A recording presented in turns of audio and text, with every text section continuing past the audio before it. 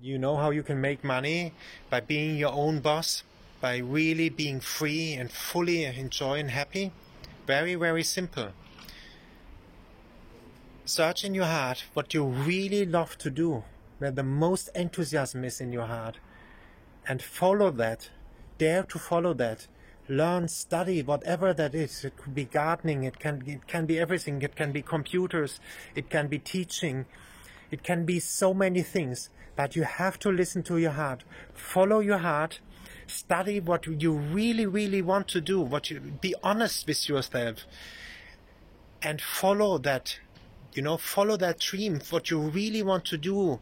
And when there's a setback, it means like learning by doing. It can be that the life is going to refine your dream, and don't give in setbacks, but check out what the setbacks means. It will refine your vision and what you really love to do. You will see that.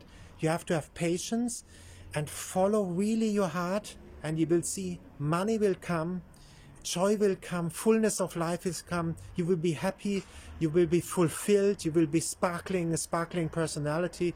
You will love life, and you will have a stable, nice income. I promise you. Try it out.